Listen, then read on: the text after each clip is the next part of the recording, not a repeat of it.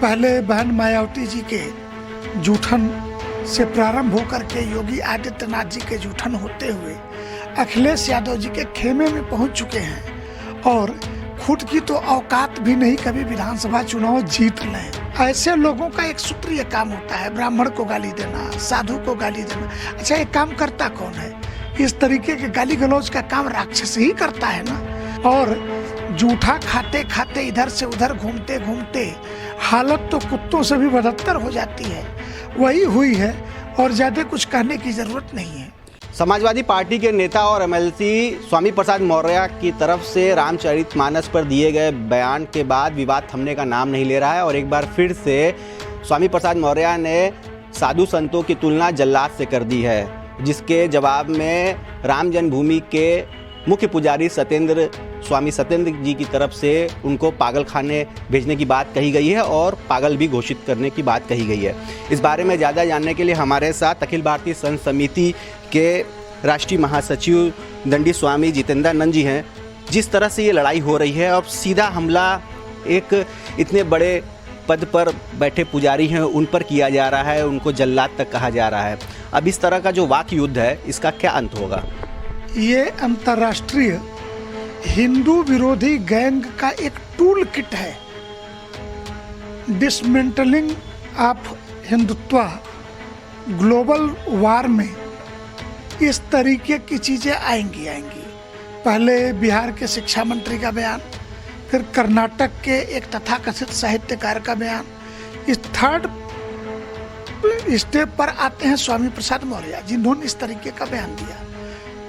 पहले बहन मायावती जी के जूठन से प्रारंभ होकर के योगी आदित्यनाथ जी के जूठन होते हुए अखिलेश यादव जी के खेमे में पहुंच चुके हैं और खुद की तो औकात भी नहीं कभी विधानसभा चुनाव जीत लें। खुद के दम पर ऐसे व्यक्तियों के बयानों का ज़्यादा नोटिस लेना भी मैं मानता हूं कि ठीक नहीं है, जहां तक उनके बोलने में मानसिक संतुलन खो चुके हैं। राम दरबार का चित्र तो भारतीय संविधान के मूल संविधान में राम राज्याभिषेक का चित्र है। दूसरे, ऐसे लोगों का एक सूत्रीय काम होता है ब्राह्मण को गाली देना, साधु को गाली देना। अच्छा, ये काम करता कौन है? इस तरीके के गाली गलौज का काम राक्षस ही करता है ना। तो राक्षस जो है, जब देवता यज्ञ करेंगे, हवन करेंगे, संत जो है हवन करेंगे, तो उससे मरेगा तो जल्लाद नहीं कहेगा तो और क्या कहेगा?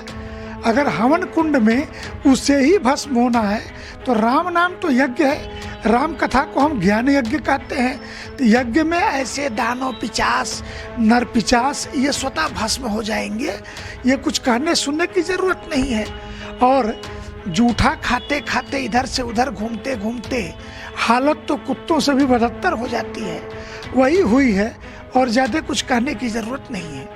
गुरुजी, इस सारे विवाद के बीच में एक बड़ा बयान सीएम योगी आदित्यनाथ की तरफ से आया है कि राष्ट्र धर्म एक ही है, वो सनातन धर्म है, और राष्ट्र मंदिर एक ही है, वो राम जन्मभूमि है। बाकी तो पूरे दुनिया में संप्रदाय है, व्यक्ति परक है। एक निश्चित होली बुक है, होली वाटर है और होली पर्सन है। सनातन हिंदू धर्म में न एक होली बुक है, न एक कोई होली वाटर है। यहाँ तो नदियों के नाम गिना दें जो पवित्रता से भरी हुई हैं। यहाँ तो महापुरुषों के नाम गिना दें। दक्षिण भारत आचार्य पैदा करता तो उत्तर भारत अवतार देता है। 3 अवतारों की पूजा आचार्यों के द्वारा होती है। तो स्वाभाविक है कि सनातन हिंदू धर्म ही, मैं तो मानता हूँ कि धर्म शब्द पर तो सनातन धर्म ही है। और जहाँ तक भगवान राम का प्रश्न है तो वाल्मीकि रामायण का एक वाक्य, रामो विग्रहवान धर्म, तो धर्म के विग्रह स्वरूप भगवान राम स्वयं है। इसलिए भगवान राम का कोई भी मंदिर इस राष्ट्र का ही मंदिर है और राष्ट्र का मंदिर, राम का मंदिर, ये कोई दो अलग अलग अवधारणा नहीं है। तो यहाँ पर विवाद स्वामी प्रसाद मौर्य को लेकर थमने का नाम नहीं ले रहा है। जहाँ राम जन्मभूमि के मुख्य पुजारी ने स्वामी प्रसाद मौर्य की तुलना पागल से कर दी, तो वहीं अखिल भारतीय संत समिति के राष्ट्रीय महासचिव ने कुत्ते से तुलना कर दी और अब उन्होंने सीएम योगी आदित्यनाथ के उस बयान की भी तारीफ की है जिसमें उन्होंने राष्ट्र धर्म सनातन धर्म और राष्ट्र मंदिर राम जन्मभूमि को बताया। रोशन जायसवाल, वाराणसी।